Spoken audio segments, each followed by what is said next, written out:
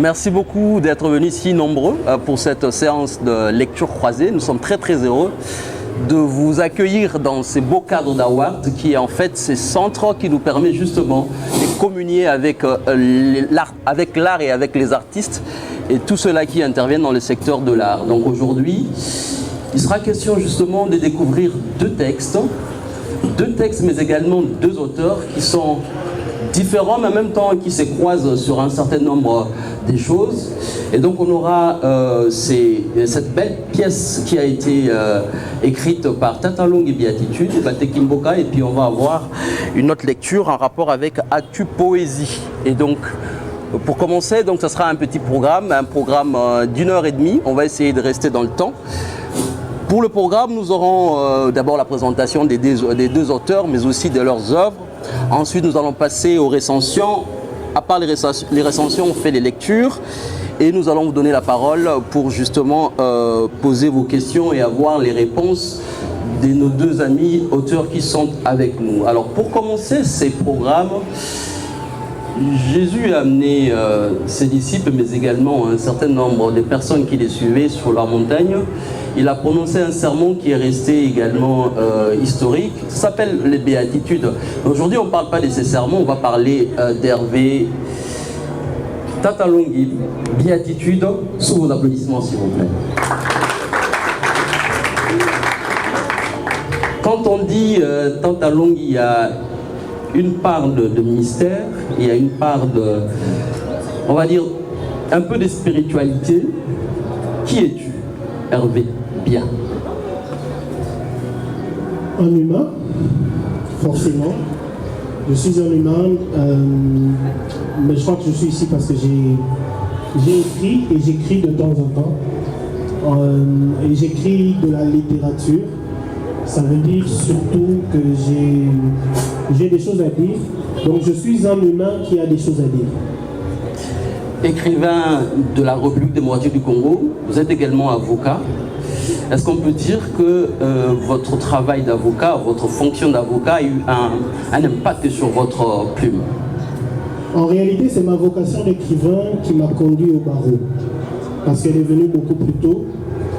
Et je pense que j'ai légèrement hésité au moment de m'inscrire à l'université entre la faculté des lettres et celle de droit. Mais au final, j'ai choisi la faculté de droit parce que j'avais beaucoup plus de modèles dans ce domaine-là que dans l'autre. La plupart des écrivains que je connaissais, soit ils étaient vraiment morts, soit à l'époque, je pensais qu'ils étaient morts. Donc là, par exemple, je pensais que Moudim était déjà décédé en 98 lorsque je m'inscrivais à l'université, alors qu'il est encore vivant aujourd'hui. Donc j'avais pas de modèle dans le domaine de la littérature. C'est la raison pour laquelle j'ai plutôt penché pour le droit, pour lequel j'ai aussi une passion et une vocation. Mais je pense que ça procède en fait de la même racine, qui est une racine faite de paroles et en fait plutôt de prise de parole. Parce que la parole, tout le monde l'a, mais je pense que le positionnement de l'avocat et de l'écrivain, c'est le fait que les deux font profession de prise de parole. Né en 1979, depuis 14 avocat depuis 14 ans, connu pour ses franches prises de position en matière sociale et politique, initiateur d'un spectacle de concert, les concerts des mots, d'ailleurs qu'on a l'habitude d'avoir ici, et qui mêle poésie déclamée, slam, dramaturgie, musique, et il est également très actif sur la scène littéraire quinoise. Et à côté de lui, un autre Longi. On m'a dit que Longi en Kikongo voulait également dire enseignant. Un autre Longi qui lui s'appelait Pat le Gourou, qui s'est fait remarquer, que moi personnellement j'ai découvert sur internet avec ses chroniques un peu punchy, avec des mots parfois qui font mal et qui font peur, mais avec le même plaisir et une rigueur dans l'écriture que vous allez découvrir avec ces textes. Et aujourd'hui, Pat les gourous, entre les Longi et les gourous, il n'y a qu'un pas, donc je vais me retourner à ma droite pour justement vous demander d'applaudir Pat les gourous qui est avec nous. Alors, dans sa présentation, il n'est pas écrivain, il n'est pas un poète. Le gourou n'est pas un homme des lettres, il est les lettres. C'est pas assez prétentieux, ça? Non, c'est pas prétentieux, c'est ce que je suis. Ça veut dire? Eh bien que les lettres, je ne les cherche pas. Je crois que elles sont en moi. Pour bien écrire, j'ai essayé de faire corps avec. Alors depuis, je ne trouve plus de ligne de démarcation entre moi et les lettres. Également avocat? Je suis avocat au barreau de Kinshasa, en effet. Et votre écriture est également, a également été impactée par votre façon, votre travail de chaque jour? Bon, personnellement, j'ai pas hésité lorsque j'allais en droit. Je suis allé à l'université pour faire essentiellement le droit. Parce que, comme j'ai dit, j'avais pas le temps d'hésiter avec les lettres parce que je pense que je suis dedans. Quand vous êtes dedans, c'est-à-dire que les lettres viennent à vous comme une seconde nature. Seconde nature, ce serait éloigner les lettres de moi. C'est pas une seconde nature, c'est votre nature. Alors, ça promet déjà, on a en face de nous un longhi et un gourou. On aura une belle heure de discussion. Avant de commencer avec les recensions, non, c'est les gourous. C'est les gourous. C'est les gourous ne va pas sourire. Avant de commencer avec les recensions, j'ai bien aimé votre pièce, Tata Longhi Béatitude. La pièce commence avec des mots forts, très très forts. On a par exemple, c'est l'histoire en fait de quelqu'un qui a travaillé longtemps dans ce qu'on peut considérer comme notre SNCC, donc les chemins de fer, et qui a un problème parce que justement il a vu s'écrouler tout. Il a vu s'écrouler la société, il s'est retrouvé avec une société qui est quasiment détruite, et une gare et un train. Un train, et vous le dites très bien dans votre pièce, vous dites que cette personne, selon que l'on regarde le fou à moitié plein ou le fou à moitié vide, qu'est-ce que vous voulez raconter dans cet ouvrage? Qu'est-ce que tu veux nous dire? Ce que je veux dire, c'est que nous sommes... En fait, c'est une histoire. Je veux raconter une histoire, forcément, c'est pour ça que j'écris. Et cette histoire, c'est une histoire d'un homme qui est un peu nous tous, parce qu'il est fou. Et moi, je pense que nous sommes tous un peu fous. Nous sommes tous un peu fous. J'ai l'habitude de dire que l'homme normal n'existe pas. Parce qu'en fait, le fou, c'est celui qui n'est pas normal. Et l'homme normal n'existe pas. L'homme normal, c'est une fiction statistique. En fait, quand on nous dit normalement, le Congolais boit 2 litres d'eau par jour. En fait, ça veut dire qu'on a pris des Congolais qui boivent 10 litres, il y en a qui boivent 8, il y en a qui boivent 1 seul litre. On a fait la sommation, on a fait la moyenne, et on a trouvé le Congolais qui boit 2 litres. En fait, ce Congolais n'existe pas du tout.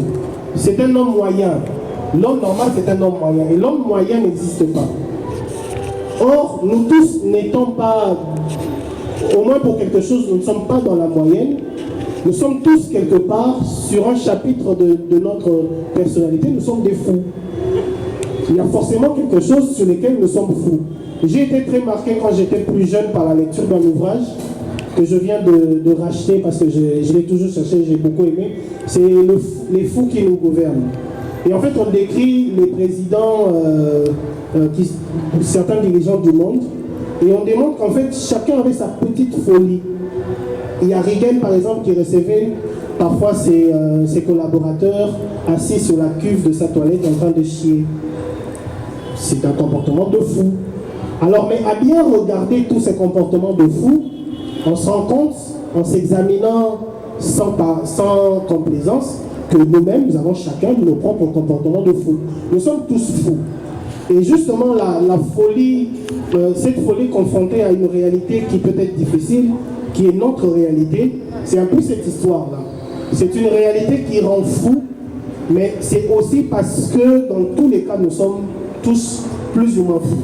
Alors ça dépend de quel côté on regarde. C'est comme ça que j'emploie cette formule de fou à moitié vide ou de fou à moitié plein. Parce que selon que l'on regarde tel ou tel compartiment, nous sommes tous un peu fous.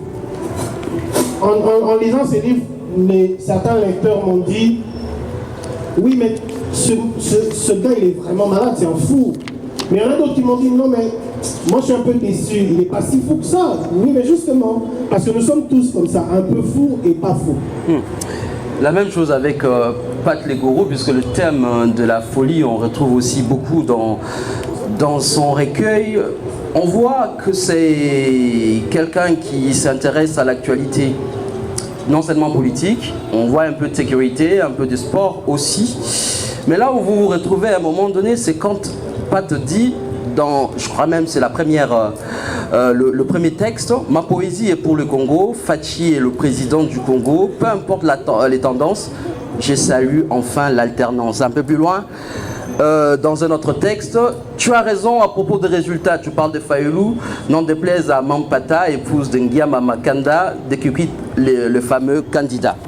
Un peu plus loin, tu ajoutes, en parlant justement d'un autre, qui est également candidat, c'est Shadari. Et là, tu as été un peu plus quinois dans les textes. Il nous pense fou dans un asile, Tunakutundeko Basile, Soki Mutu, Afingi Mama Nayo, Yope Pimelaye Vote Nayo. Vous êtes un écrivain engagé? Non, moi je ne suis pas un écrivain engagé. On peut trouver de l'engagement dans certains de mes écrits, mais je ne suis pas un écrivain engagé, pas du tout. Qu'est-ce qui traîne votre plume? Qu'est-ce qui vous pousse à écrire? Après, j'ai dit tout à l'heure que ce qui me pousse à écrire, c'est que moi je me dis que les lettres, je les ai. Quand on a les lettres, c'est normal qu'on fasse des phrases. Alors, c'est naturel, on doit écrire puisque les lettres, on les a. C'est aussi simple que ça, avec moi. Vous avez publié, en fait, ces recueils, c'est de janvier à décembre de l'année passée. Et vous avez suivi particulièrement l'actualité. Est-ce qu'il y a certaines actualités qui vous ont vraiment marqué, ou bien c'est une thématique qui vous a vraiment choqué pour vous pousser à écrire? Bien, il n'y a pas forcément une actualité qui me marque, mais je dois avouer que quelquefois, et même presque tout le temps, ça dépend aussi de comment l'actualité est accueillie par ceux qui la suivent. Si c'est une actualité qui n'est actuelle que parce que l'événement se passe, je ne la trouve pas accrocheur. Dans ce cas, je passe, mais le gourou, il écrit tous les jours.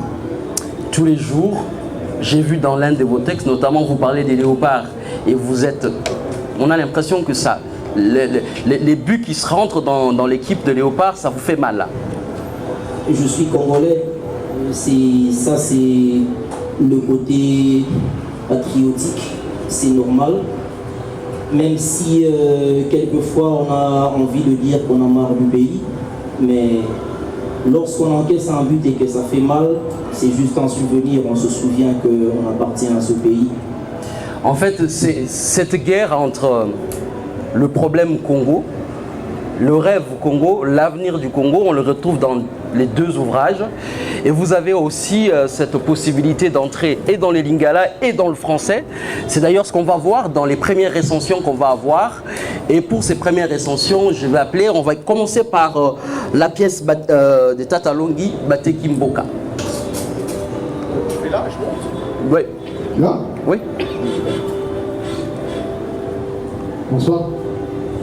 Sous vos applaudissements, s'il vous plaît.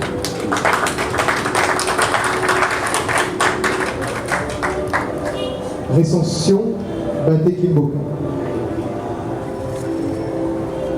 Que retenir de la lecture d'une œuvre comme Bate Kimboka? Bien des mots en somme. Œuvre géniale, ouvrage magnifique et bien d'autres mots et qualificatifs superlatifs à enchaîner. Mais en ce qui me concerne, cette lecture me plonge personnellement dans un monde de métal et de rêve. Un monde où la douceur rencontre les armes et la colère rencontre les pleurs. Un monde où la rue se moque de l'armure, de démence d'un fou que rien n'y parle. Ni les humains en bruit de masse, ni la mère dévoreuse des liens maternels. Rêveur de métal et de guerriers de rue, le fou n'est pas loin du politique qui veut son pouvoir pour lui et finit par le pleurer, par pleurer son fils. Le loup dans la bergerie. Il complote l'illusion du bien pour arracher la vie au seul juste qui veut simplement retrouver la gloire du passé, la gloire de son train passé, la gloire de sa vie. Une gloire oubliée au fond d'une gare pétrifiée par le temps et la routine. En effet, il est question d'une pièce quasi lugubre, des réalités administratives illustrées par l'image d'une gare défectueuse, analogie relativement kafkaïenne de la conception globale qui sert, entre autres, de point de départ à cette magnifique pièce. Le conflit étant flagrant, l'intrigue, quant à elle, ne se laisse pas dénicher. D'emblée, elle accompagne les lecteurs spectateurs jusqu'à la fin de son parcours pour enfin lui laisser comme un goût d'ambivalence sur les lèvres. Le mérite de cette pièce, si je puis le dire, c'est l'exergue de l'humanité, tel un bourgeon de fleurs germant sous l'effet de la photosynthèse de l'humus. Puisque parfois, il convient, dans les ténèbres, quand la nuit noire bat son plein, tout ce qu'il faut espérer, c'est que l'aube jaillisse à nouveau dans le ciel. Voilà pourquoi j'invite chacun de nous à découvrir ce ciel nouveau. Merci. Jody Belaou, qui est également président de la GECO. Merci beaucoup, merci infiniment. On va passer au deuxième texte avec Marco Bamenga. Sous vos applaudissements, s'il vous plaît.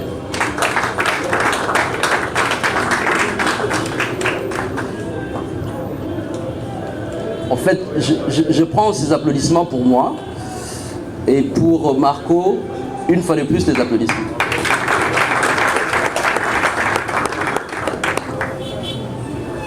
Recension de Actu Poésie de l'auteur Patrick Bourreau.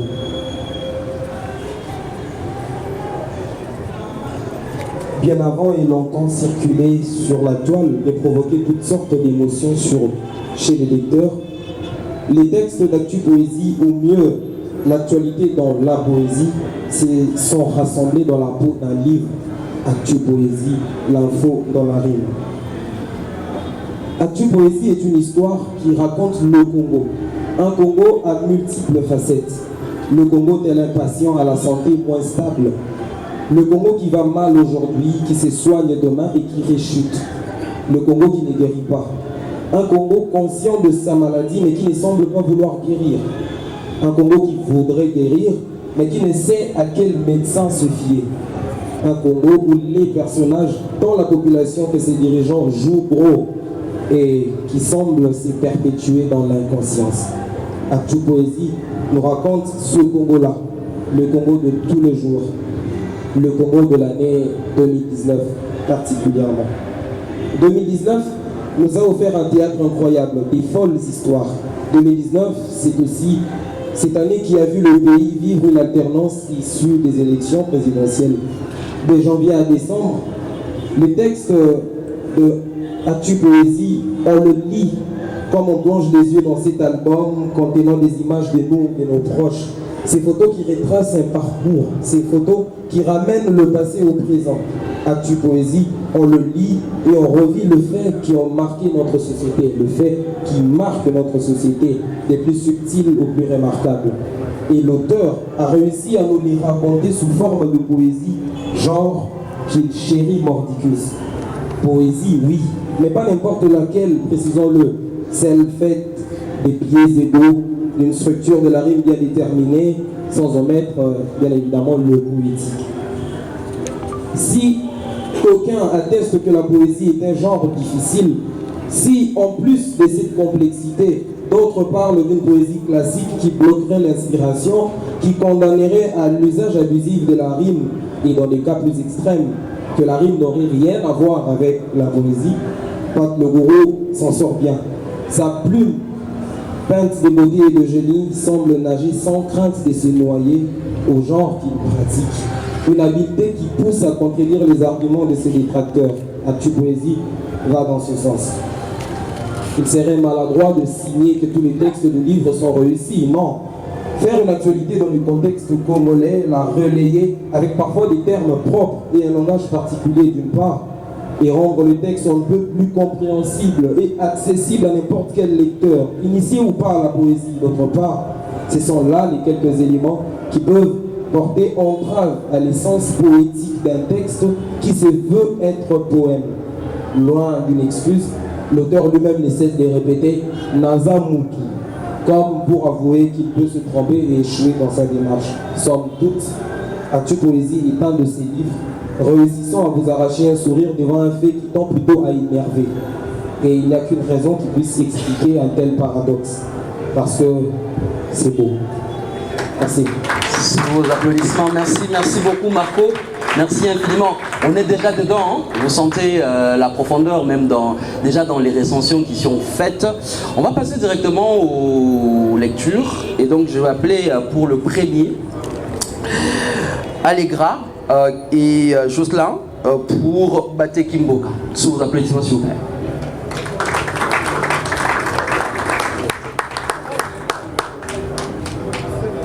Mais ils ne sont pas encore arrivés. Les applaudissements. Allez, pour Allegra.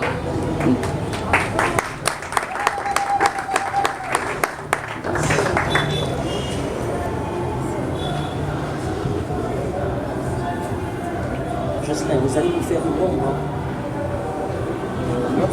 Ça va aller avec.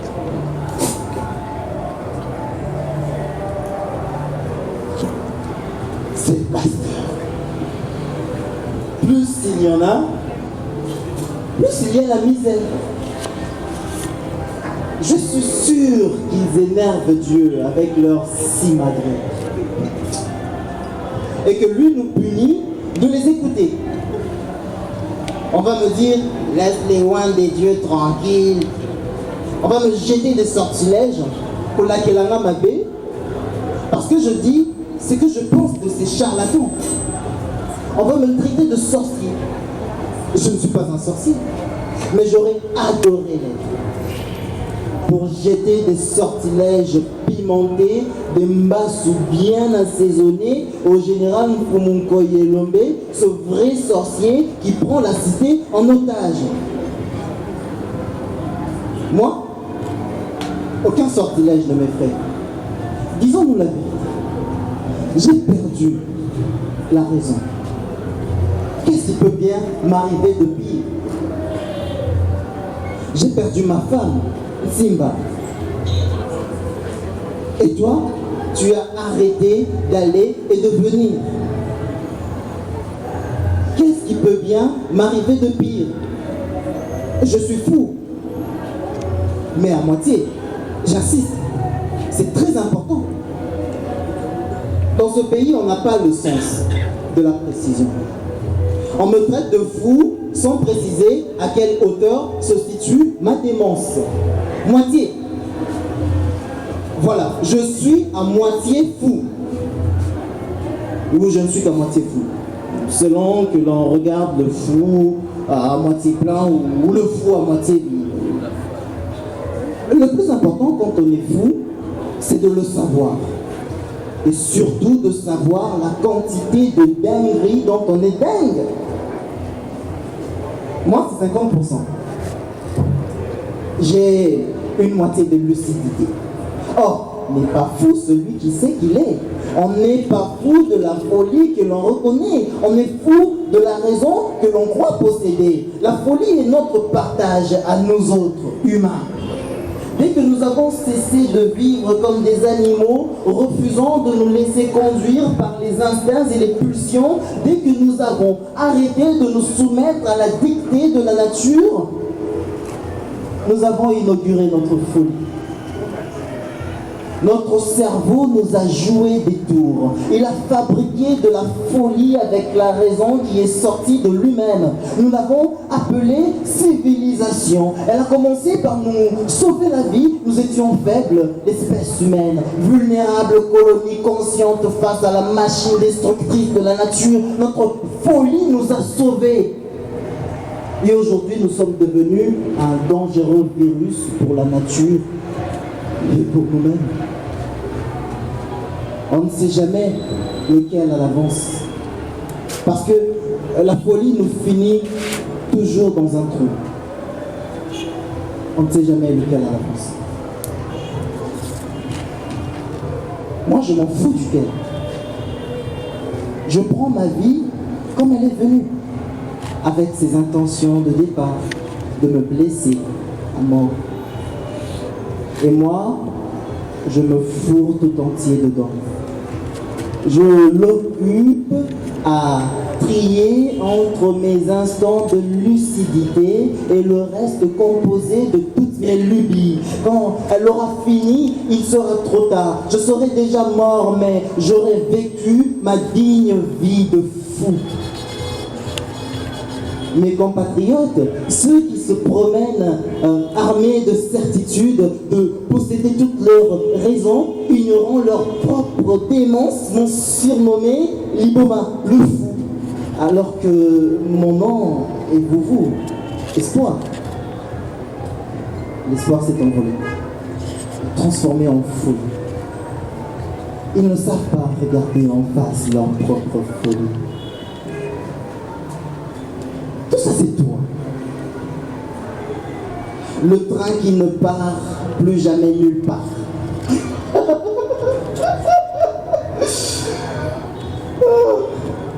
On me traite de fou. Parce que je crois encore en toi. En ce morceau de train. En cette gare.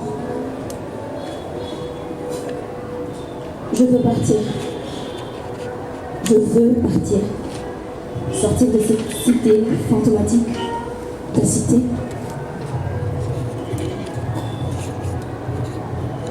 Pourquoi tu veux partir? Tu n'es pas bien ici?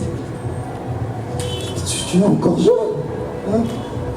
Vous au moins, vous avez l'occasion de voir la prospérité. Revenir dans ce pays. Hein? Tu vas partir où?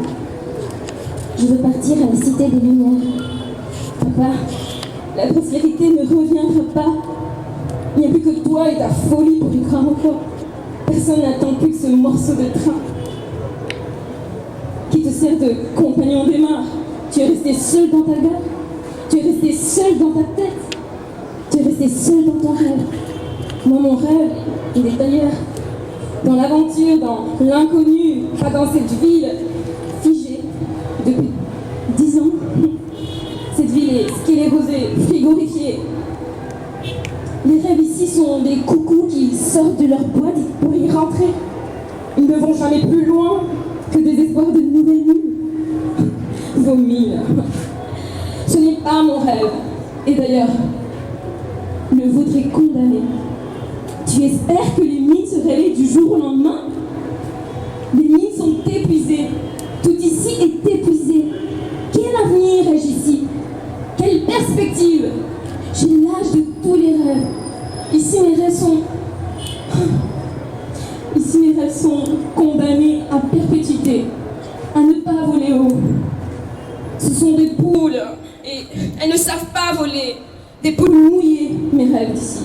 Des poules mouillées qui se contentent de cafards. Je veux les emmener là où ils pourront déployer leurs ailes. Je veux qu'ils volent, mes rêves. Qu'au besoin qu'ils se perdent, qu'ils perdent des plumes, qu'ils se cassent le bec, qu'ils rencontrent le tonnerre dans le ciel, qu'ils en soient électrocutés. Mais je veux qu'ils volent. Je te parle, papa, de mes rêves. Toi, tu n'en as pas de rêve.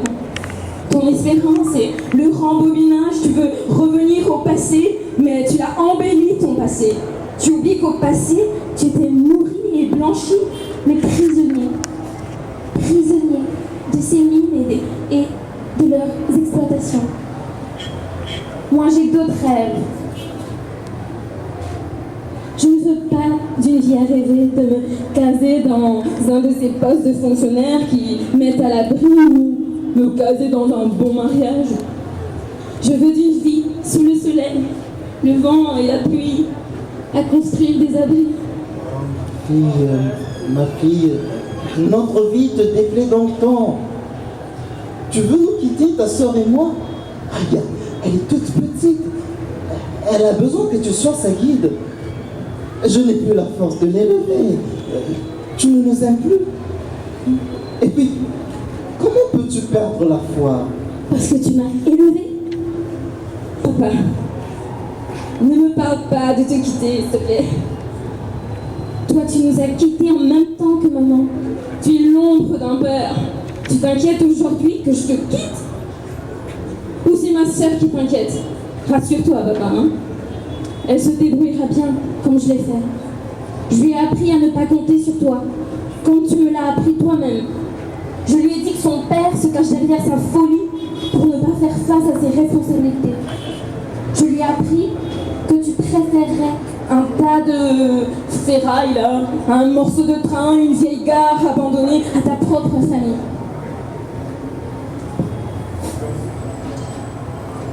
Je lui ai appris tout cela, et elle le sait. Elle ne te demandera rien, et je reviendrai vite pour la chercher. Je l'aime, plus que tout le monde. Je veux partir pour elle. L'horizon n'a plus de couleur pour nous. Je veux partir et revenir la chercher. Une vie nouvelle. Je t'aime aussi, mais c'est un amour qui ne s'est pas rempli d'attention. Un amour transparent. Ici ou ailleurs, qu'est-ce qui changera? Tu ne me regardes même pas. Je viendrai chercher ma sœur. À mon âge, elle ne sera plus dans cette ville morbide, cette prison à ciel ouvert où nos rêves nous retombent sur la tête comme des oiseaux fauchés par les tirs des chasseurs. Aujourd'hui, pour moi, le bonheur est ailleurs. Loin d'ici, loin de ta bouteille de whisky. Je suis jeune, papa. J'ai trop de talent pour mourir dans ce trou. Je n'ai pas encore l'âge de la foi, j'ai l'âge des rêves et de l'action. Ceux qui sont partis, sais-tu s'ils sont heureux? Sais-tu s'ils ne souffrent pas le martyre loin de leur terre? Tu es encore une enfant. On croit toujours que c'est mieux ailleurs. Non, on se trompe. Ton bonheur est ici. Je suis une enfant. Je veux la bénédiction de mon papa. Je suis une enfant. Je veux avoir une chance de grandir et de voir ses rêves s'accomplir. Je suis une enfant, oui, qui ne veut pas s'enterrer vivante. Quel père laisserait sa fille partir si jeune, sans le pont, sans le train? Les vedettes sont trop chères, les laissez-passer distribués avec parcimonie. Des dizaines de jeunes de la cité ont traversé les bacs. Des dizaines de jeunes sont morts en essayant de traverser sur ces bacs la nuit pour échapper aux douaniers de l'autre rive, à la merci des passeurs, sous ces voyous qui les abandonnent parfois les soirs des mauvais temps. Oh, c'est trop dangereux. Je ne te laisserai pas prendre ce risque. Vivre dans ce pays est un risque pour ma santé mentale. Ne pas savoir de quoi sera fait son avenir est un risque. Je veux traverser, Père. Et je n'en mourrai pas. Dieu me protégera. Y a-t-il un risque plus grand que de mourir à petit feu dans une vie sans horizon? La recherche du bonheur est un droit. Quel avenir ai-je dans cette cité? En vous regardant, vous croisez les bras en attendant un miracle pour que tout reparte de la main. Je suis fatiguée de vivre dans tes souvenirs de l'âge d'or. Je suis fatiguée. Je suis fatiguée de vivre dans tes espoirs d'Eldorado. Papa, ce rêve que tu attends assis dans ta gare en sirotant ta bouteille de whisky est crachant et en crachant des serments sur la folie. Je n'en peux plus. Je veux partir, je veux partir. Découvrir, tenter, risquer, vivre. Je veux vivre, pas survivre à ta cité. À ma défunte mère et même à toi, le mort vivant. Tu ne partiras pas. Tu ne partiras pas. Je ne laisserai pas ma fille aller à l'inconnu. Maman, tu resteras ici. Tu construiras ton bonheur ici. Les rêves d'ailleurs sont une illusion qui brille, mais ils ont brillé plus d'elle que tu ne crois. Tu ne partiras pas. J'ai décidé.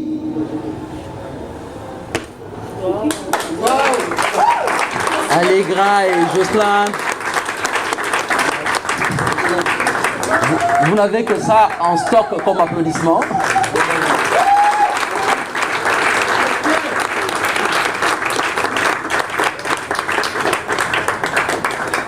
Des étoiles, le rêve, les chaos, l'amour, le rapport entre le père et la fille, l'avenir, tout ça, c'est vraiment le Congo résumé en peu de mots dans ce texte si profond. J'avais l'habitude de lire déjà les précédentes œuvres de Tata Longi et pour cette œuvre, j'étais particulièrement touché. Et c'est quelque chose que je garde dans ma bibliothèque déjà au bureau pour dire que c'est quelque chose d'assez précieux et d'assez profond qu'on garde avec soi. Il s'est vendu ici, juste à côté, c'est à 8000 francs. Moins de $5, il me semble. Moins de $5. J'étais également heureux de découvrir une autre façon d'écrire, tout aussi engagée, tout aussi fort, tout aussi rigoureux dans la façon d'écrire. On aime tous la poésie, mais il y a quelqu'un qui nous a fait, en tout cas par rapport à cette œuvre, l'actu poésie, l'info dans la rime, la rigueur dans la rime, c'était très très très intéressant.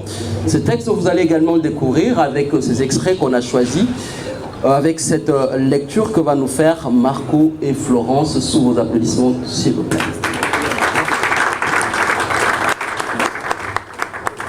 Alors moi j'aime beaucoup les applaudissements parce que quand vous applaudissez, c'est comme si je reçois aussi. Donc,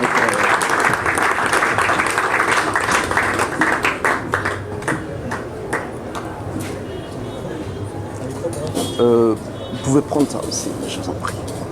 Ça va arriver. À quelques jours de l'arrivée de la défunte corps d'Étienne Tshisekedi, il y a eu des spéculations selon lesquelles il serait élu héros national. Le texte qui va suivre s'intitule « Le procès d'Étienne », une voix qui s'insurge contre cette nomination et l'autre qui est celle d'Étienne qui va se défendre. Le procès d'Étienne. Les procès d'Étienne. À l'annonce de ton retour, ils ont souvenir en recours, et dans leurs pensées, ils récoltent le martyre de la Pentecôte. Étienne, réveille-toi.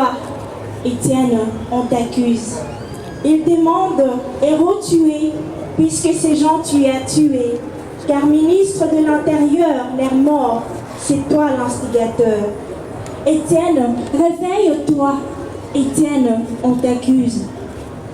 Ils disent cela en toile de fond et disent que Dieu était confond.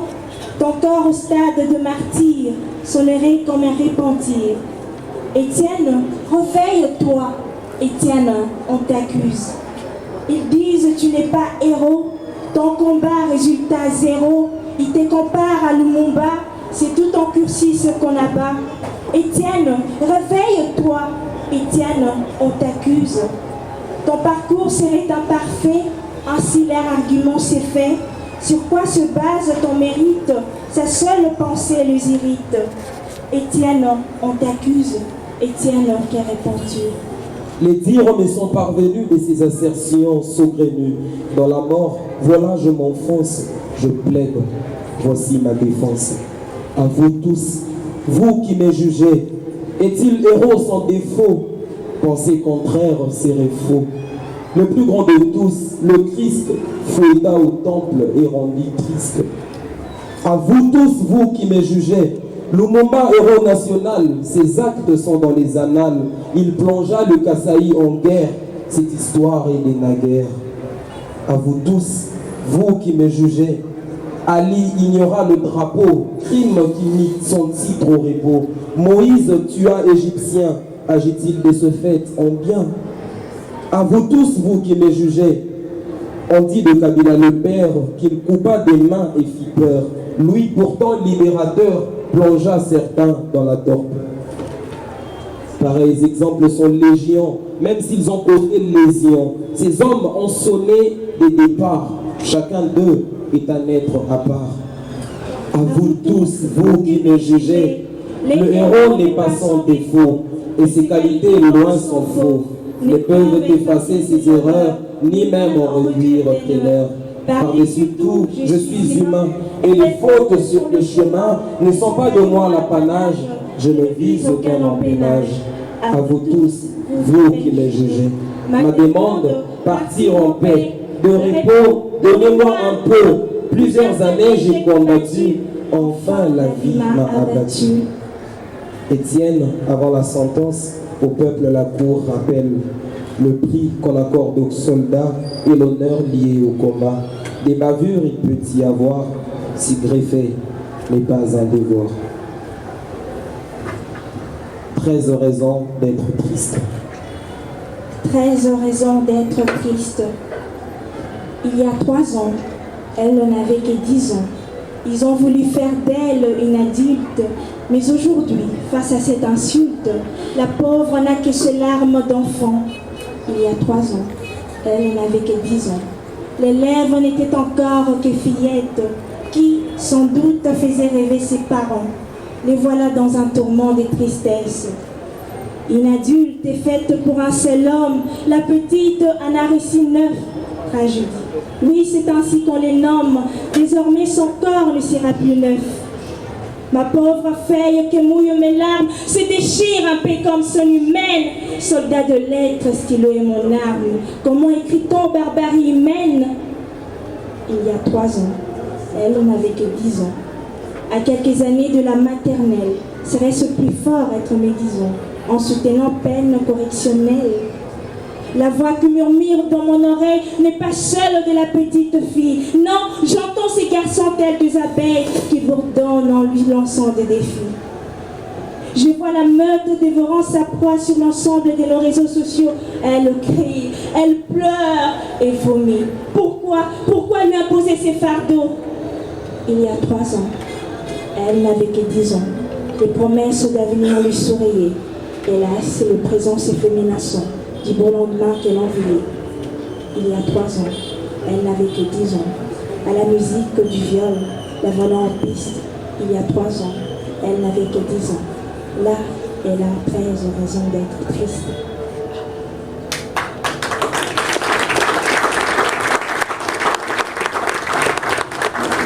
Le chef a parlé. Le chef a parlé. Comme une hirondelle attend le printemps, j'ai attendu ton adresse au président. T'entendre nous appeler frères et sœurs est une caresse qui détend mon cœur. Tes mots dans mes oreilles sont rappel de vœux au plus profond de moi j'appelle. Paix et changement des mentalités, moins de stress et responsabilité.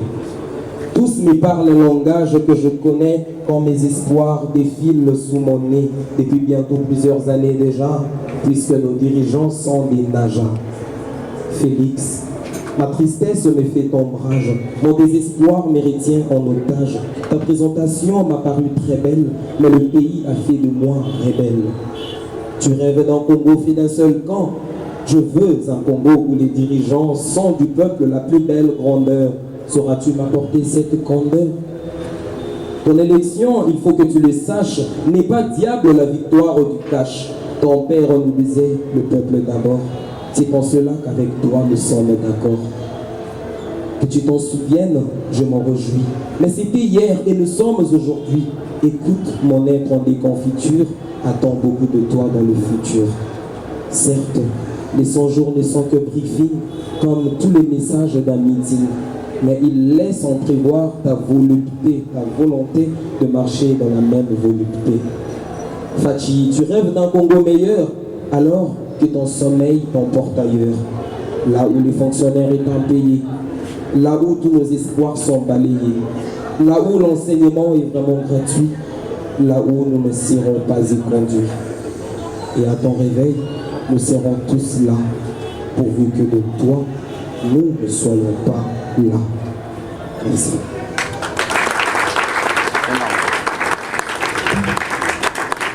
Il n'est pas écrivain, il n'est pas poète, il est cette force qui fait écrire. Pat le gourou, s'il vous plaît. Moi personnellement, j'ai découvert... parfois, quand on regarde les écrits sur Facebook, on se dit, bah, encore un qui écrit. Parfois, quand on voit quelqu'un parler, on se dit, bah...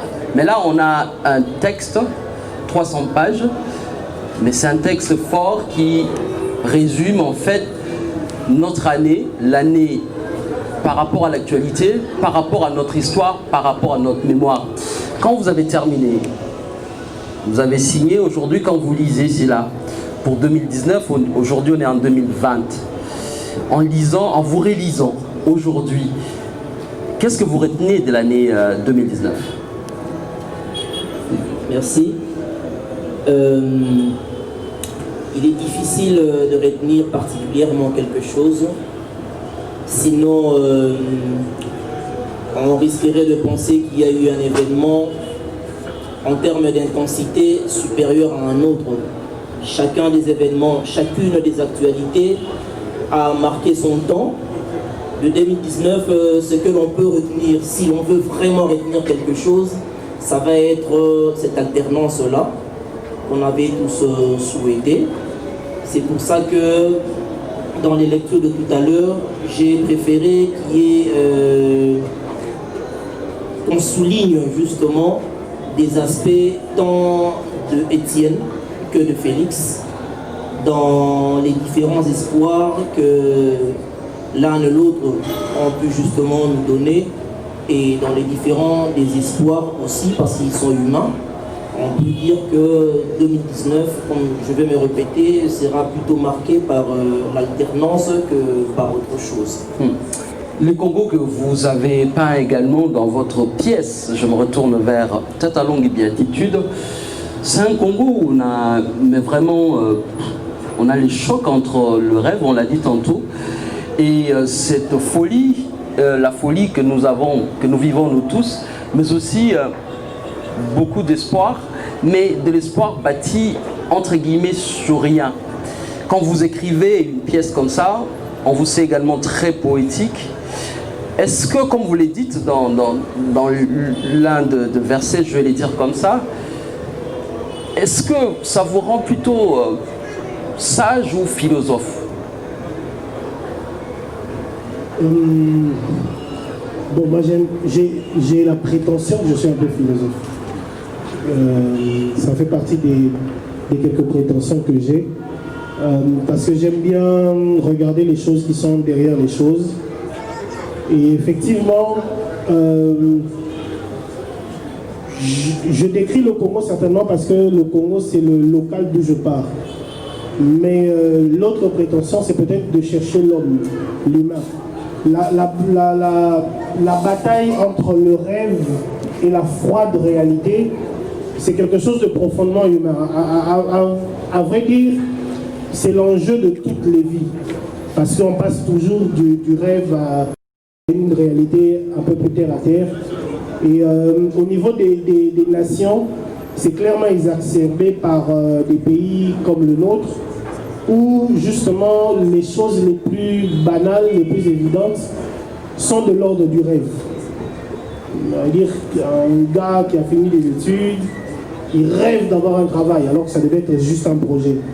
Alors forcément, cette confrontation, ça peut rendre philosophe. Et d'ailleurs, j'ai assisté à une qu'est-ce que je raconte? Voilà. En fait, dans un projet d'écriture que j'ai, je suis tellement dedans que j'ai l'impression que j'ai assisté à la discussion alors que je l'écrivais. Voilà, donc il y a un des personnages qui dit oui, mais à Kint, moi j'aime les Quinois parce que c'est un étranger. Il dit moi j'aime les Quinois parce que les Quinois, eux, ils ne sont pas philosophes, ils sont pragmatiques. Mais l'autre lui répond qu'il est une Quinoise de naissance. Il dit non, mais à Kinshasa, tout est philosophie. Les Quinois, ils sont philosophes dans tout. Tu vois, même nos brocards, nos boutades, nos proverbes sont des condensés de philosophie. On discutait hier avec toi, tu as cité l'exemple de Motozaka Kamoto. Il y a un condensé de philosophie exceptionnel dans cette phrase. Voilà, donc il y a cette capacité de sortir du quotidien justement et de vivre d'une certaine manière le rêve qu'on appelle parfois résilience, mais qui est une forte philosophie, avec ses défauts, avec ses travers, parce que à vivre dans les airs, on oublie parfois de se battre pour changer son quotidien. Oui, je dirais oui, bien sûr, ça rend philosophique de voir le rêve se fracasser contre les roches de la réalité, bien sûr que ça rend philosophique. Deux juristes, deux écrivains, tout aussi forts dans leur écriture que dans la profondeur de leur texte, qui sont en face de nous dans la salle. Nous avons des personnes qui ont eu la possibilité, le privilège de lire ces deux textes, mais vous avez également la possibilité d'avoir devant vous, vous avez devant vous justement ces deux auteurs, donc on vous donne l'opportunité pour ceux qui ont lu et ceux-là qui n'ont pas encore lu, de pouvoir échanger avec les deux auteurs. Et donc si vous avez une question, une réflexion par rapport à la lecture que vous avez entendue tantôt et ce que vous avez retenu par rapport à ce que vous avez lu, vous les avez les deux en face de vous, les micros vont circuler et vous vous présentez et vous posez votre question. Alors, tout au fond, ouais.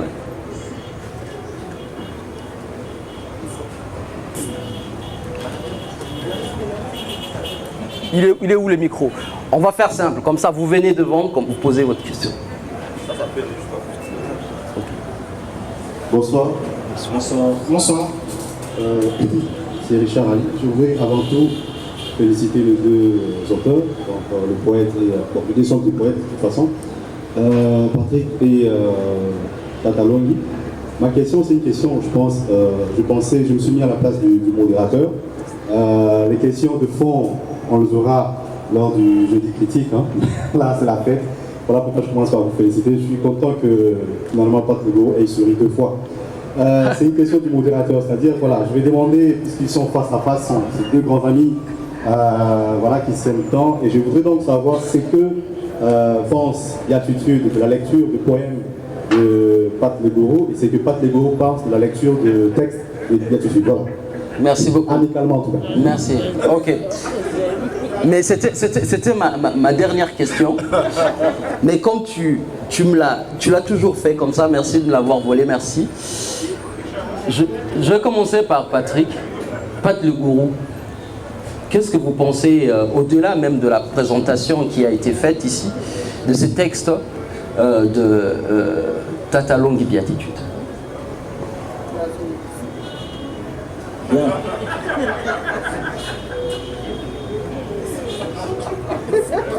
Les silences du gourou.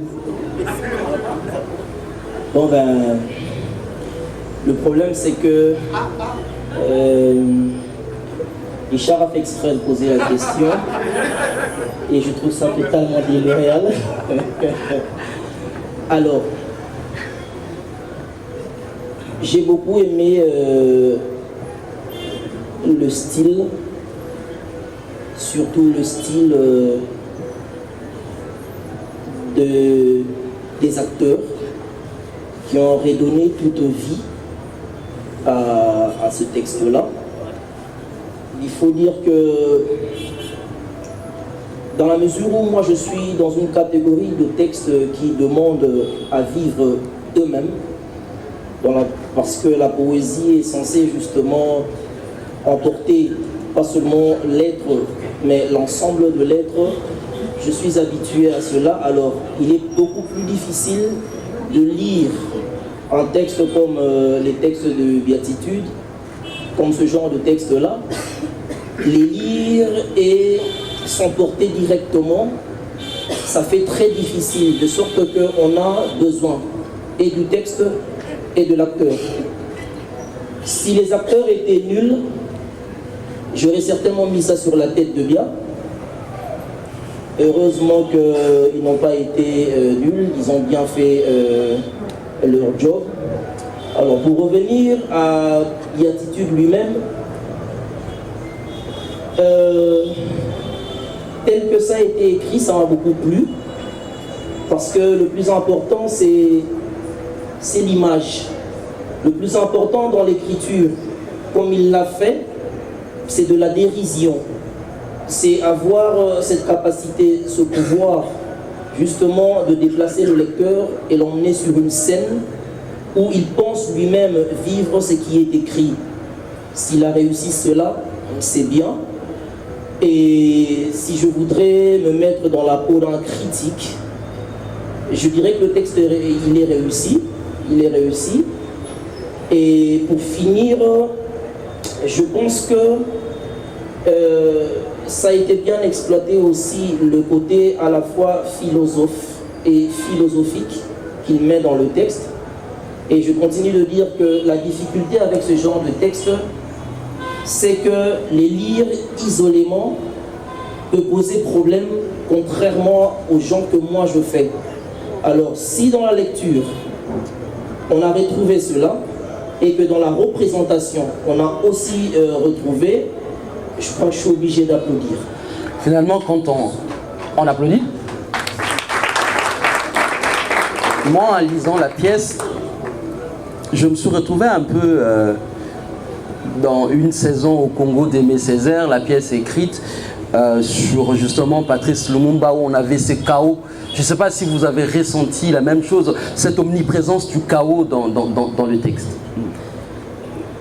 Bien, alors omniprésence du chaos, pas tellement. Pas tellement, je pense que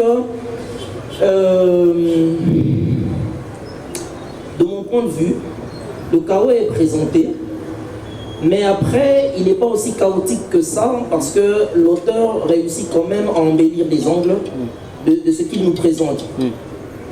Le côté, j'ai envie de dire, humoristique de la folie à moitié vide ou à moitié pleine, justement, de celui qui intervient, fait oublier un peu toute la tristesse, parce qu'un chaos, forcément, devrait conduire à cette tristesse-là.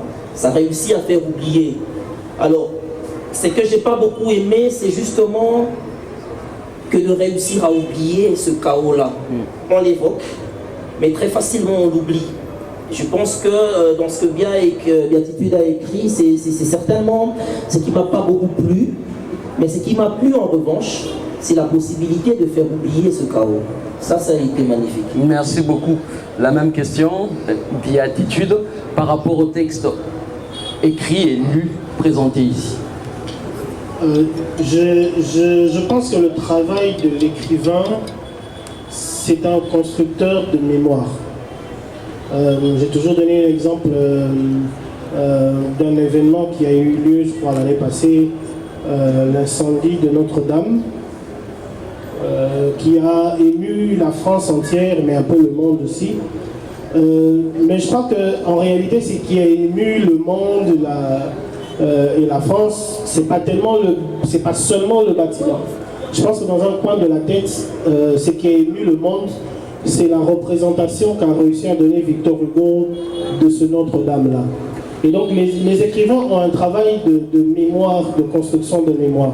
Ils ont un travail énorme à faire dans la construction du récit national. On en parle tout le temps, on s'en plaint justement qu'on soit un peu orphelin de ce récit qui doit être construit. Alors notre culture, notre art tourne essentiellement autour de la musique, qui a une très grande force, qui est une force, la force d'atteindre les âmes un peu plus directement, presque sans passer par l'intellect. C'est direct, ça peut créer, la musique peut créer de l'émotion directement sans que le cerveau s'en mêle. Alors la littérature est un peu plus exigeante. Et justement, c'est pourquoi c'est important de redonner à la littérature sa place. Et lorsque, dans le travail qu'a fait Pat le gourou, ce qui est intéressant, c'est qu'il y a ces jalons qui sont placés dans la construction de notre mémoire. C'est un condensé d'histoire en fait. Mais bien sûr, c'est une histoire réécrite.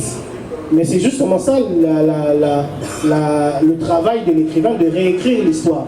On a réécrit la manière dont c'est Colcini, je crois, avec Obélix et Astérix, a reconfiguré l'histoire, la confrontation franco, on va dire, gallo-romaine, en donnant le beau rôle à la France, par exemple. Ces exemples-là de reconstruction de l'histoire, et c'est le travail de l'écrivain. Et ce sont des œuvres comme celle-ci qui peuvent justement nous permettre de réécrire notre histoire et d'avoir un jalon. Je crois que c'est un livre qui donnera la pleine mesure de son importance dans 10 ans ou dans 15 ans, lorsque nous allons, à l'occasion des lectures, retomber sur un texte et se souvenir du détail. Donc ça a même une valeur pédagogique extraordinaire. Merci. Par rapport justement à l'actualité, nous qui sommes dans l'actualité au quotidien, le matin, tu as une actualité qui chasse à une autre actualité, et la force justement de ces textes, c'est de pouvoir justement que ça nous choque, ça reste, et ça nous permet justement de rêver ou parfois de nous insulter et de rire de nos faiblesses, de rire également de tout ce que nous vivons comme folie, pour reprendre justement le thème qui revient souvent d'ailleurs dans les deux textes. Donc la parole est toujours dans le public. Ok, vous vous rapprochez s'il vous plaît, vous vous présentez. Le micro il est ici, je crois. Vous vous présentez. Ok, merci, bonsoir tout le monde. Alfred Ibandi. Il y a quelque chose qui a un peu choqué mon cerveau. J'aimerais commencer par là. Il y a, moi je pense, parce que je me revendique quand même être Nietzschéen, que être philosophe c'est aussi s'identifier à un courant. Et c'est pourquoi, parlant de la musique, Nietzsche le qualifiait les musiciens de travailleurs. Donc le littérateur, l'écrivain, c'est un intellectuel, au sens de Nietzsche. Donc nous faisons le noble art et nous devons nous en sentir fiers parce que ce n'est pas accessible à tout le monde. J'ai d'abord et avant tout quelque chose à faire remarquer.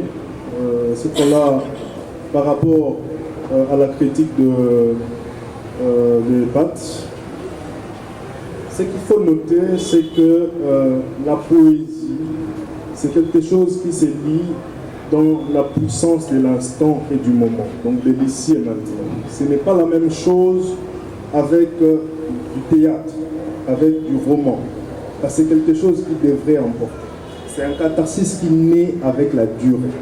Donc il y a une notion de l'instant dans la poésie et une notion de durée dans les théâtres et les styles romanesques. Okay. Mais j'ai une question pour Dia. C'est que Baté Kimboka, une œuvre, je dirais, incrépative, quelque peu communatoire, au sens où ça, c'est une gronde à l'endroit de gouvernants, mais aussi une reconnaissance de la population qui vit de tout l'État, mais pas seulement. La question ? La question, est-ce que Beatitude Tatalongi pense que c'est une œuvre finie? Merci. Surtout dans l'interstice de la liaison. Je n'ai pas lu l'œuvre, excusez-moi. La liaison entre la finalité, donc dernière scène et l'avant-dernière scène. Merci. Ok. Merci. On va prendre directement la deuxième, oui, l'autre question et puis on va passer. On retient la question, est-ce que vous considérez votre œuvre comme finie? Merci pour la parole. C'est Henri. S'il vous plaît. C'est Henri Perrin, journaliste et écrivain. J'aimerais dire merci à ces auteurs qui sont devant nous pour la passion qu'ils ont du livre. Tataloui, c'est pour la deuxième fois que je les vois. La première fois, c'était à l'occasion de la présentation du livre de Anjka Somwadi et Ali Fassé, là où j'ai fini. Après vous, Hassan Ligodi, et Pat Lebourou, c'est pour la première fois que je le vois. Et il a l'air beaucoup plus sérieux. Alors que j'ai toujours l'habitude de lire ces textes qu'il a toujours postés dans les groupes WhatsApp des AGECO. La question? Je vous en félicite donc.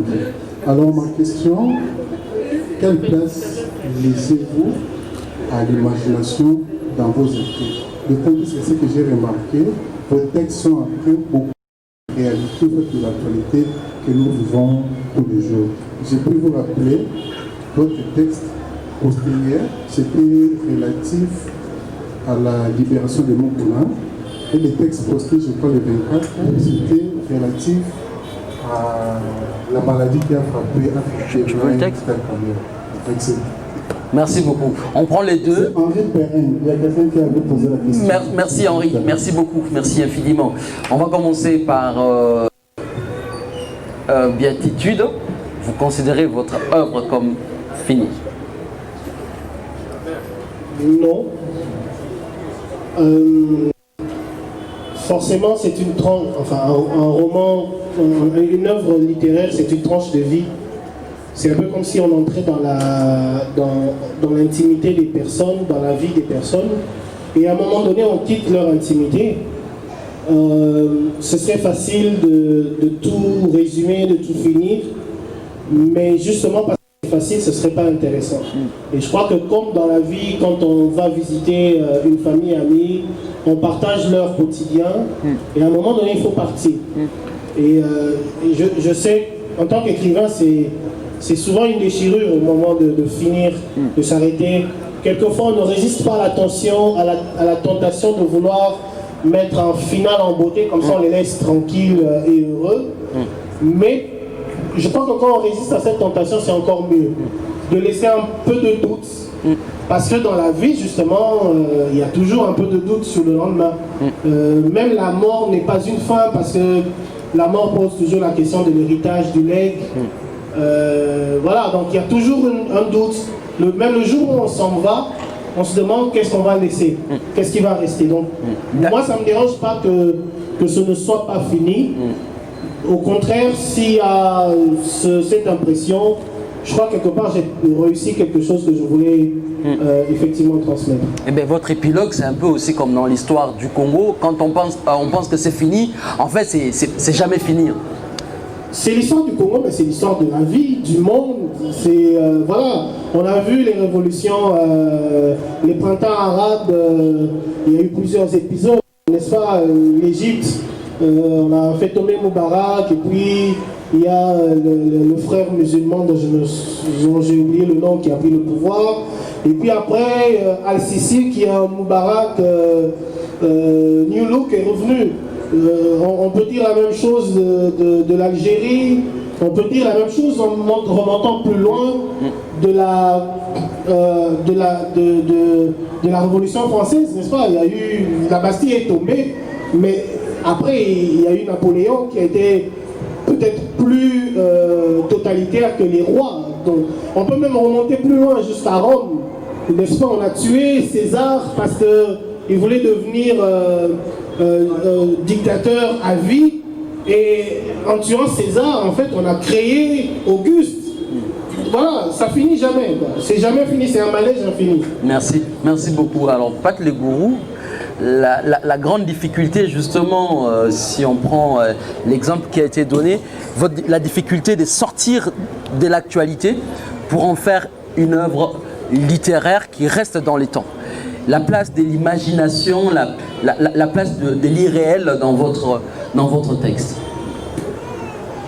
Alors merci. Dans la mesure où monsieur a évoqué un texte que j'ai posté hier ou avant-hier, avec votre permission, c'est un petit texte. Alors je vais le lire, peut-être que j'aurai plus besoin de répondre parce que la différence justement, parce que c'est actu poésie, il faut qu'il y ait de l'actualité, il faut qu'il y ait de la poésie, ce qui signifie qu'il faut qu'il y ait de l'imagination. La différence entre moi et le journaliste, c'est qu'il n'a pas besoin de mettre de l'imagination, il reste dans les faits tels qu'ils se présentent. Alors voilà, je vais le lire. Le titre c'est ainsi. Mukuna sort Kamere reste. C'est la justice, c'est ainsi. Chibola, elle, le déteste. Ah, c'est la vie et c'est ainsi. L'allié d'hier devient ennemi, la politique, c'est ainsi. Vital et Jamal ont menti pour leur défense, c'est ainsi. Mais l'argent a été volé dans le jugement, c'est ainsi. Et le pasteur n'a pas violé pour le tribunal, c'est ainsi.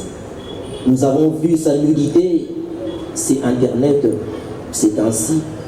Tout est dans la rapidité, les réseaux sociaux, c'est ainsi. Le pasteur était fatigué, oui, les va-et-vient, c'est ainsi.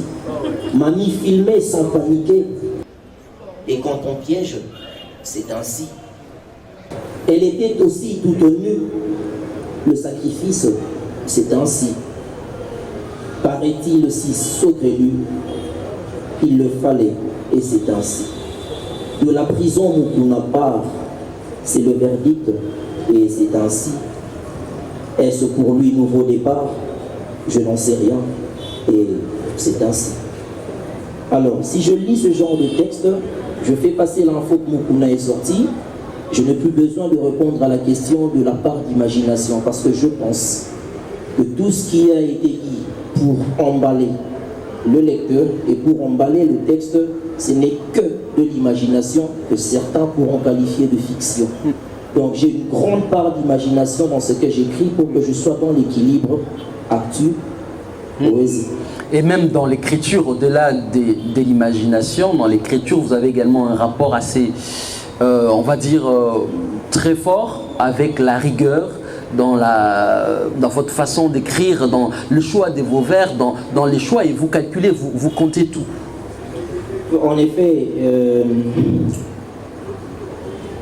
moi, certains ont même dit que j'étais dans une forme de poésie décadente, je crois que c'est le mot qui a été utilisé. Moi, je suis ce qui se nomme le gardien du temple. Je fais ce que j'appelle de la poésie classique, ou du moins une poésie qui contient un élan classique. J'ai une rime obligatoire et j'ai un comptage des billets. Parce que si je prends l'exemple, si je dis Mukuna sort, Kamere reste, c'est la justice, c'est ainsi. Chibola, elle, le déteste, ah, c'est la vie, et c'est ainsi. Rien que dans cette strophe-là, si l'on compte, on dira Mukuna sort, Kamere reste, ça fait 8. Vous prendrez tous mes vers, vous ne trouverez que 8 syllabes, du début à la fin. Donc je suis ce genre de poète-là qui est resté justement très loin, très loin dans les passés, festoyant quelque peu avec les Corneille, Molière et Lamartine, pour ne citer que ceux-là. Je ne suis pas venu dans le libre ou le moderne, mais je me dis que le plus important, c'est de faire beau, essentiellement. Merci beaucoup. J'espère que vous êtes satisfait par rapport à votre question. On va prendre 3 autres questions et on va s'arrêter là par rapport à l'heure également. Et donc, le micro est par ici.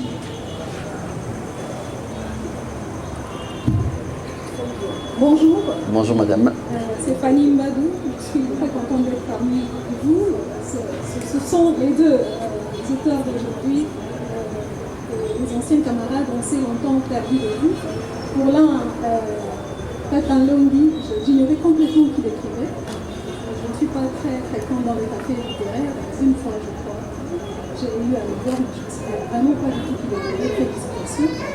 Pat Le Bourou, j'étais encore un peu plus proche de lui. J'ai eu l'occasion de lire ses premières esquisses lorsqu'on était encore étudiant. On en a même bénéficié pour se vanter auprès de certaines personnes qui pouvaient impressionner, personnalisant ces textes. Je rappelle, je suis fière aujourd'hui, il a évolué. Félicitations aussi. Alors, aux deux, que ma question s'adresse peut-être à un peu, qu'eux, ils me le diront, ou peut-être que cela a déjà été fait, je l'ai dit, je rappelle, on s'est perdu de vue longtemps. Sont-ils prêts les deux à changer de registre, quitter un peu la littérature classique, la poésie, tout ça, pour écrire dans le domaine juridique? Sont-ils prêts les deux à changer un petit peu de registre? Merci. Donc, quitter la littérature pour... pas changer totalement. Mais prendre comme thème... Choisir une fois comme thème texte juridique ou carrément écrire des ouvrages dans le domaine du droit, qui est aussi seconde nature. Surtout pour celui qui se réclame incarner les lettres, il peut aller en biologie. Merci. Ce sont les lettres. Merci. Merci, merci beaucoup. Et puis, juste à côté de vous, ok, vous présentez, s'il vous plaît. Bonsoir. Bonsoir. Moi, c'est Stani Modujik et Matombi. Oui, la question, je la pose à Tata Longi, de le titre est Bate Kimboka. Lorsqu'on voit le titre de l'ouvrage, Bate Kimboka, et la couverture qui est juste, et la couverture, le portrait, le dessin qu'il y a à la couverture, j'aimerais savoir, c'est quoi le rapport entre le titre et le portrait qu'il a choisi sur la couverture? Merci beaucoup. Merci beaucoup. À votre droite, j'ai vu derrière vous. Merci pour le prendre la parole. Bonsoir. Bonsoir. Je suis Jonathan Gouli. Avant de commencer, j'aimerais m'incliner face à ces deux auteurs qui ont écrit ces deux belles œuvres. Et il est communément approuvé qu'un écrivain trempe souvent sa plume dans l'encre de son vécu pour écrire. Alors j'aimerais demander à Tata Longi, la folie qui est invoquée dans le Bate Kimboka, c'est une folie qu'il a personnellement vécue ou c'est juste le fruit de l'imaginaire? Merci. Merci beaucoup. On prend la dernière puisqu'on ne va plus remettre le micro dans le public. Et donc voilà, donc on va s'en... Ok, c'est bon. Qui prend? Qui se jette à l'eau? Il y a une main là-bas. Ok, ok. Avancez s'il vous plaît.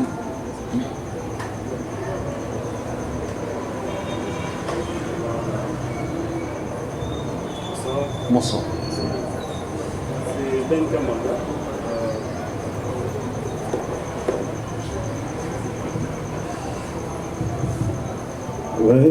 C'est Ben Kamanda, artiste pluraliste. J'aimerais féliciter d'abord les auteurs par rapport à la profondeur de leurs œuvres. Et pour la question, j'aimerais juste s'ils peuvent nous aider avec une idée générale, si on peut retenir quelque chose de l'œuvre de Tata Longi, ça serait quoi? Et si on devrait retenir quelque chose de l'actu poésie de Pat, ça serait quoi? Merci beaucoup. Donc on commence par Pat le gourou. Vous prenez toutes vos questions. Tu commences tout le temps par moi. Vous êtes à ma droite. Vous prenez vos questions, toutes vos questions, et ensuite on va aller... On entend là? Très bien, très bien. Oui, alors je vais commencer par la dernière. Hein. Il est très difficile d'avoir une idée générale lorsque on a un livre à contenu éparpillé, mais qu'à cela ne tienne parce que ce n'est pas un seul texte. L'idée ici, au-delà de ce qui est écrit, c'est justement la capacité qu'on a à écrire au quotidien, mais dans le respect d'une certaine structure. Ce respect-là sera une forme de liberté justement qu'on se donne. Par rapport à Actu Poésie, c'est la rigueur, notamment dans, comme je dis tout à l'heure, dans l'élan classique de la poésie avec le comptage des vers et des rimes. Alors ce qu'on peut vraiment retenir, c'est que la rime ne peut pas bloquer une inspiration comme je l'entends souvent. C'est vrai qu'il ne faut pas rimer pour le plaisir de le faire, mais lorsque ça devient un devoir, une tâche, une obligation, ça signifie qu'en ce moment-là, la recherche de la rime, parce que la rime, il faut la rechercher. Pour certains, ça c'est devenu péjoratif, le fait de dire c'était pour rechercher la rime. La rime, il faut la rechercher, mais en demeurant justement dans le contexte de son écrit. Donc ça doit être ça, la capacité d'écrire au quotidien, mais dans le respect d'un certain caractère. Alors, pour répondre à Madame Mbadou, est-ce qu'on peut écrire dans le domaine du droit? On le fait. On le fait. Je pense que personnellement, mon tout dernier article en droit, ça doit être les principes généraux de droit tels qu'appliqués par le juge dans le domaine OADA. Ça a été publié chez Doc and Juris. Les détails je pourrais donner après, mais avant ça, il y a eu d'autres articles en droit qu'on a rédigés. Donc, si c'est cela, je pense que ça a été déjà fait. Je ne sais pas s'il y a une autre question que j'ai oubliée. Je crois que c'est bon. Je crois que c'est bon. C'était ça. Ouais. Donc, voilà. Merci beaucoup. On termine avec vos questions. Est-ce que ce qu'il faut retenir, je pense que ce serait bien si chacun retenait des choses différentes, parce que il y a des choses différentes. C'est une tranche de vie. J'ai donné tout à l'heure l'exemple de quelqu'un qui va dans une famille, passer une journée avec cette famille. Si c'est une autre famille, enfin c'est une famille qui y va, l'enfant va peut-être retenir les moments passés à jouer avec son ami, les parents, leurs discussions. Donc chacun dans un livre, il retient ce qu'il veut, ce qu'il peut, ce qui lui parle. Il y a des choses que j'ai écrites peut-être sans trop m'en rendre compte, mais j'ai reçu une fois un appel.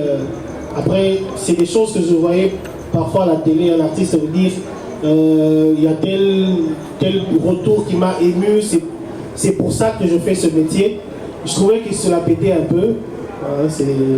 C'était un peu. C'était la grosse tête, quoi.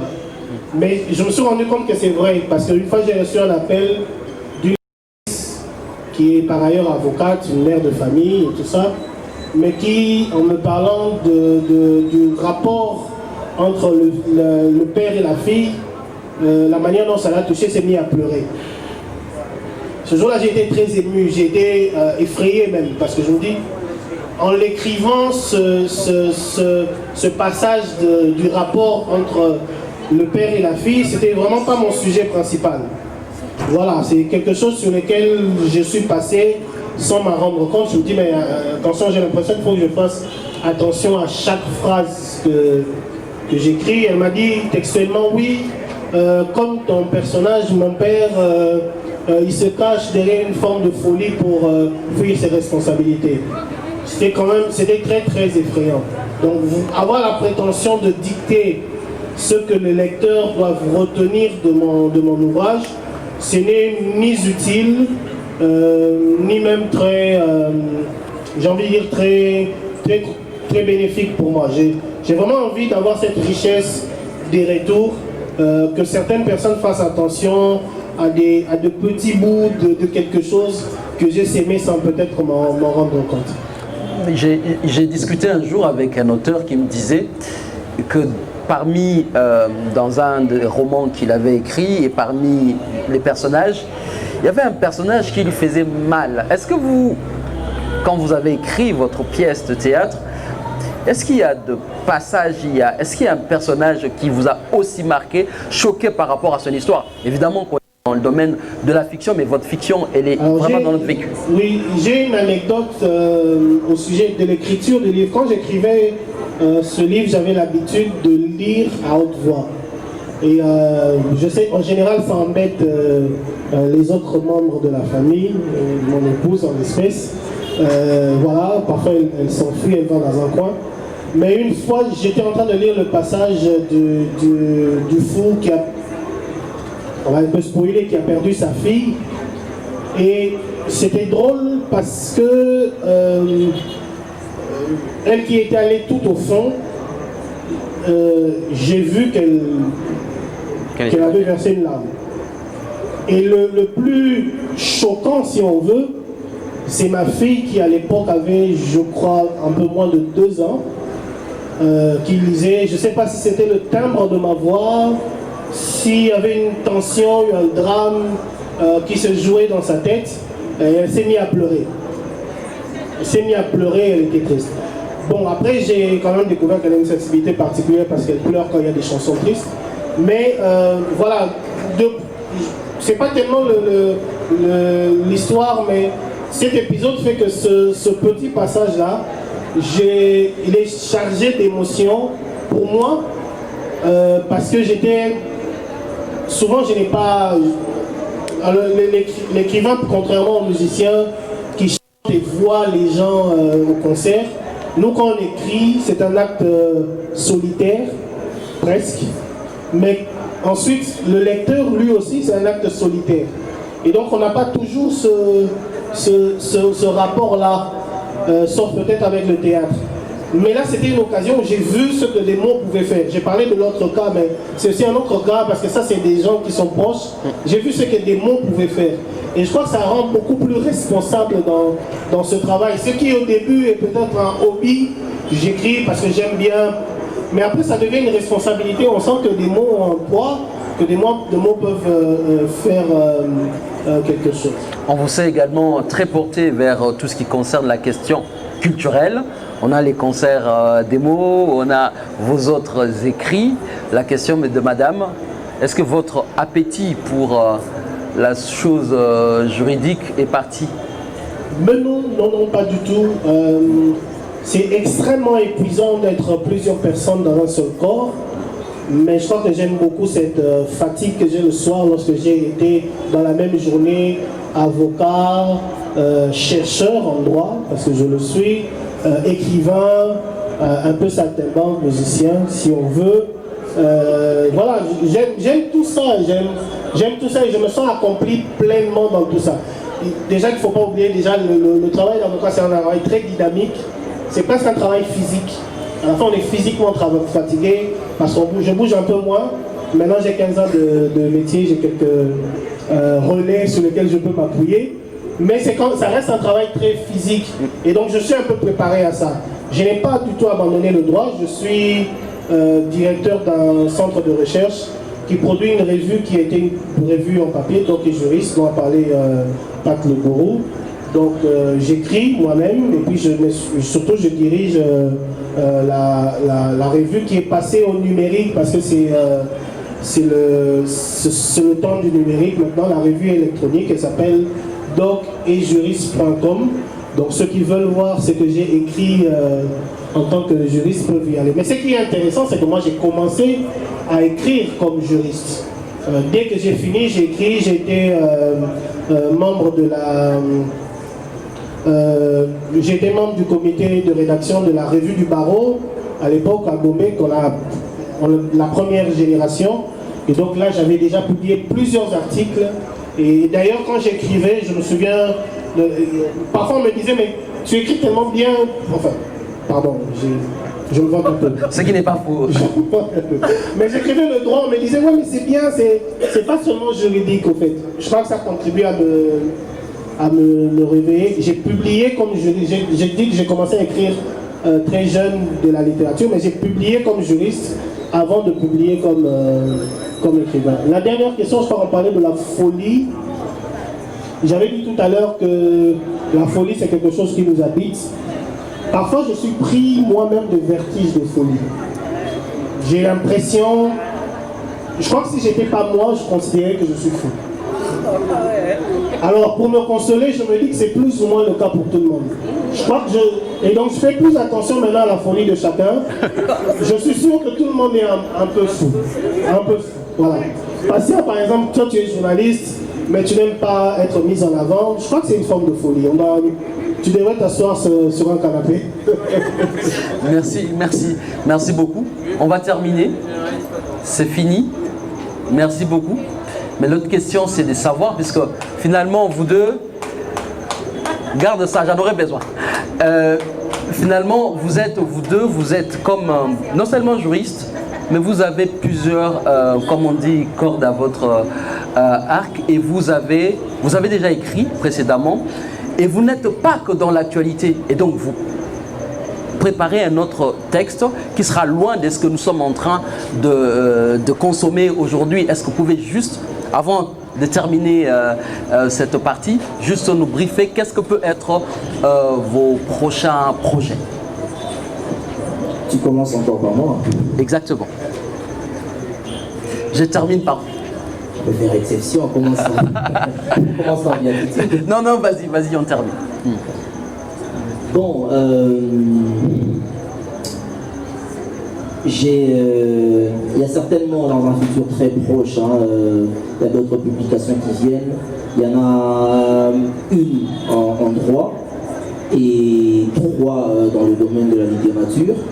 Ça va venir très bientôt. Et dans la mesure où je suis moi celui qu'on appelle le gardien du temple, lorsqu'on parle du classique, c'est qui va venir dans les jours qui suivent est un théâtre classique à la lumière du Cid qui a été publié en 1626, parce que je suis de ces années-là moi. Donc, et quand on dit théâtre classique, c'est vraiment théâtre classique avec des poèmes et essentiellement des poèmes sur scène. Et quand moi je dis poème, ça signifie comptage des vers obligatoires et rimes strictement obligatoires.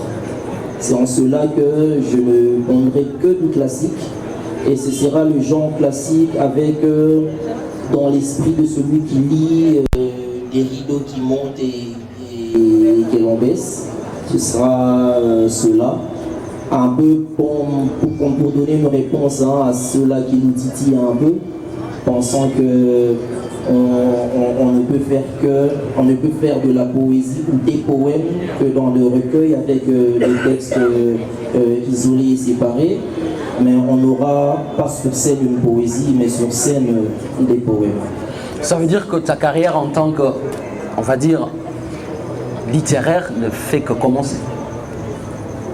Pour prendre un peu la question de madame qui se disait, finalement, vous êtes juriste, mais vous écrivez, mais à un moment donné, est-ce que votre travail, votre métier de juriste va prendre les pas sur votre carrière littéraire, ou vous allez finalement, comme vous nous le dites là, continuer sur cette voie?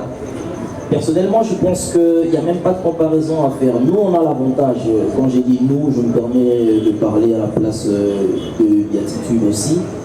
L'avantage qu'on a, c'est que les lettres, on les manie tous les jours. Et je pense jusque-là qu'on les manie bien. Merci beaucoup. Et je vais terminer avec vous, Hervé Béatitude. Prochain projet? Vous nous avez déjà fait plaisir sur cette scène même avec le concert de mots, peut-être un autre?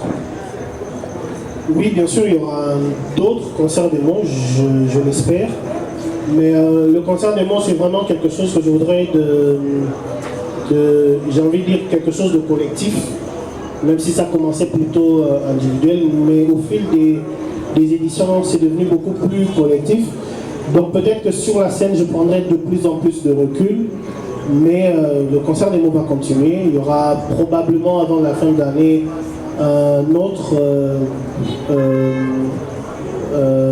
une autre édition.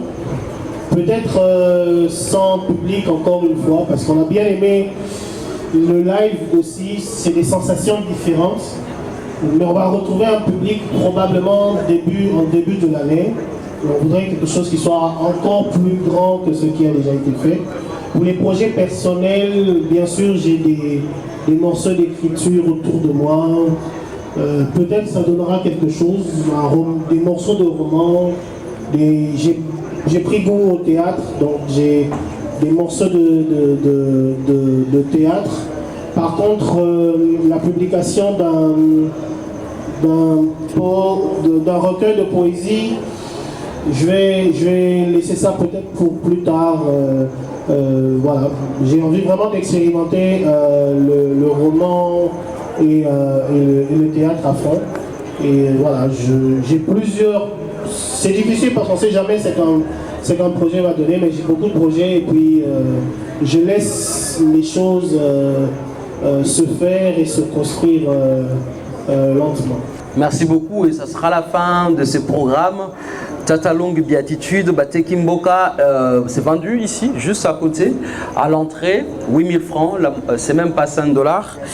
Et puis nous avons aussi mon précédent recueil, enfin mon recueil de poésie est vendu aussi là, c'est un peu plus cher, c'est $15. $15. Voilà. Merci beaucoup. Et nous avons également Actu Poésie, l'info dans la rime, aux éditions de la Montagne, $10, rien que ça, juste à l'entrée. Vous allez lâcher vos $10 et nous serons très heureux de les recueillir. Merci infiniment à tout le monde, merci à Wart pour l'espace, merci à GECO pour l'organisation, merci également au collectif Envie d'écrire, merci également au Calme Nabisso, merci à vous qui avez accepté de venir aujourd'hui, ce soir, merci pour votre présence, merci aux questions, merci à l'équipe technique. Je vais lire ces 4 lignes que j'ai beaucoup aimées par rapport à ce que nous vivons dans ce pays également. C'est dans la pièce de Tata Longhi. Il parle de nos rêves. En fait, ce sont des poules. Elles ne savent pas voler. Des poules mouillées. Mes rêves d'ici. Des poules mouillées qui se contentent des cafards. Mais nous, toujours dans le même texte, il dit, et je suis très très heureux de le dire, mais nous, on va avoir le courage de nos rêves. Nous allons continuer à aimer ce pays et à aimer la littérature et à aimer l'art. Je vous dis un grand merci. À la prochaine.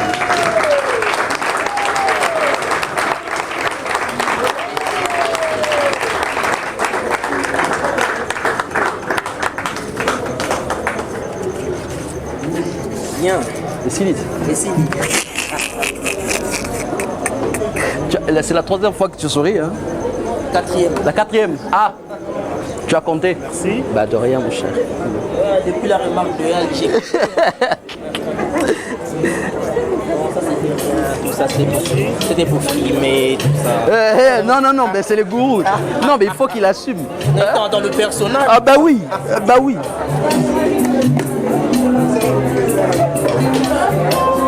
Où va le Congo? Non, Ken Nango, hein. Bon, sinon, non, Ken Nango. Depuis qu'on est gamin, ce demain que nous...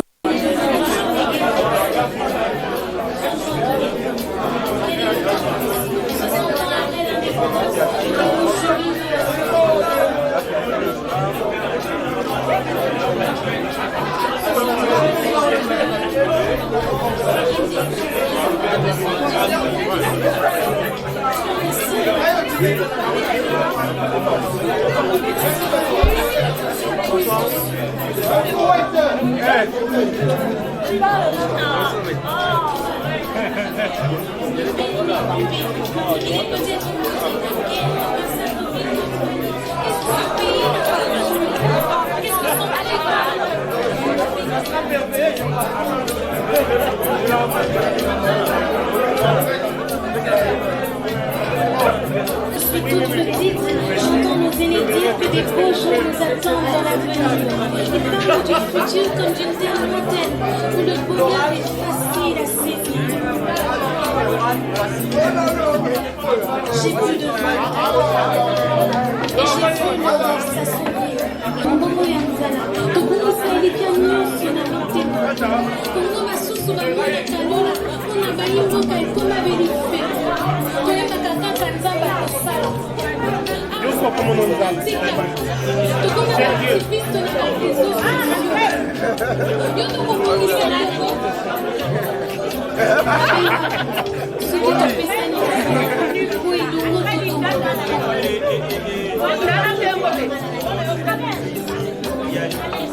Hier la foule a crié, hier la foule a crié, Yévela. Hier la foule a crié, Tolimbi. Hier la foule a crié, Papa Lobaki. Ah, je vais acheter ça. Crier ne suffit plus. Ok, alors je vais acheter. Ben, je raccompagne une copine que j'avais appelée. Pourquoi le Congo?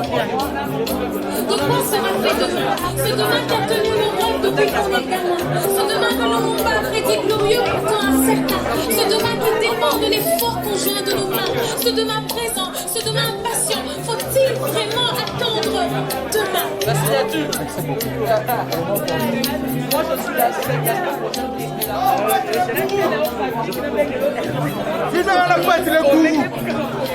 Félicitations. Aujourd'hui, prenons notre destin en main.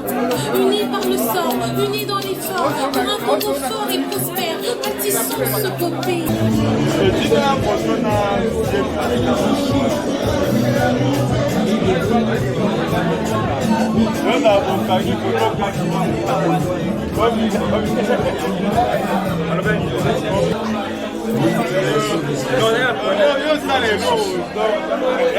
Donc naturellement, on fait ça. Je peux monter un peu ici donc.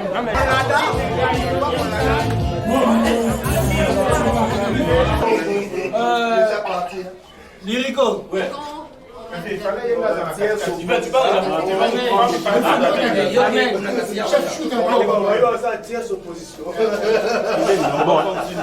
d'accord pour les sorties qui est très joli, donc c'est de voir de manière bien.